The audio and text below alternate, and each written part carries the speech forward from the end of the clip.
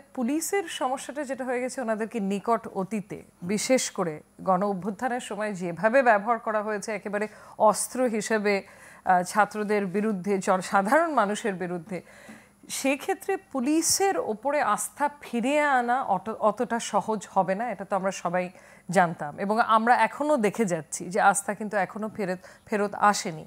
পুলিশের উপরেও তো আরেকটা সংস্কার কমিশন গঠন করা হয়েছে, ওরা অনেক কিছু প্রস্তাব করেছেন, কিন্তু বিভিন্ন দলের সাথে আলোচনা হচ্ছে না, বলা হচ্ছে পুলিশ ডিপার্টমেন্ট নিজেরাই করবে। জি জি, এটা নিয়ে আমি খুব একটা আলাপ আলোচনা দেখিনি, পত্রপত্রিকা খুব একটা দেখিনি, আমি ঠিক বুঝতে পারছি না কেন। কারণ এখানেও কিন্তু যেরকম যে আইনটা পুলিশকে যে গভর্ন করে, দ্য মাদার অ্যাক্ট, এটা তো একটা কলোনিয়াল এরার আইন এবং কলোনিয়াল এরাতে পুলিশকে ব্যবহারই করা হতো কলোনিয়াল রুলটা স্ট্যাবলিশ করার জন্য, সো দমন করার জন্য ব্যবহার করা হতো। তো ওই ওরিয়েন্টেশন থেকে তো আমাদের বেরিয়ে আসতে হবে। পুলিশের প্রাইমারি কাজ হবে এখন সার্ভিস দেয়া, সো এই দমন করার একটা হাতিয়ার থেকে সার্ভিস ওরিয়েন্টেড একটা ফোর্স, এখানে মানে কালচারাল চেঞ্জেস আনতে হবে, লিগাল চেঞ্জেস আনতে হবে, ওর তারপরে কমিউনিটি এঙ্গেজমেন্ট বাড়াতে হবে যদি আস্থাটা আমরা চাই যে ফেরত আসুক। তাছাড়া দলীয়করণ তো পুরোপুরি করানো হয়েছে, সো সেই দিকেও তাকাতে হবে।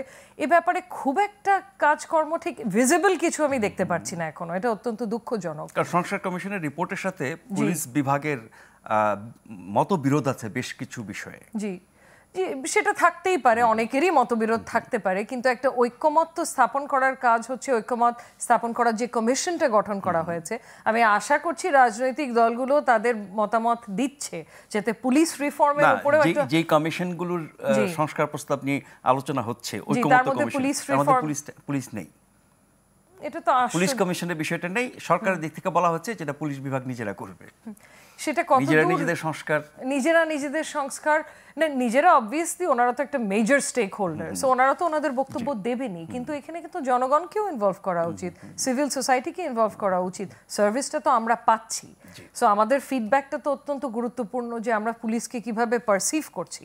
আর এখন তো পুরোপুরি আস্থা হারিয়ে গেছে আমরা দেখতে পাচ্ছি। সো আইন, রুল অফ ল বা আইনের শাসন প্রতিষ্ঠিত করতে হলে আমাদের কিন্তু এই ব্যাপারেও কনসেনসাস দরকার হবে। পুরোপুরি পুলিশের হাতে এটা ছেড়ে দিলে তো হবে না, একেবারেই হবে না।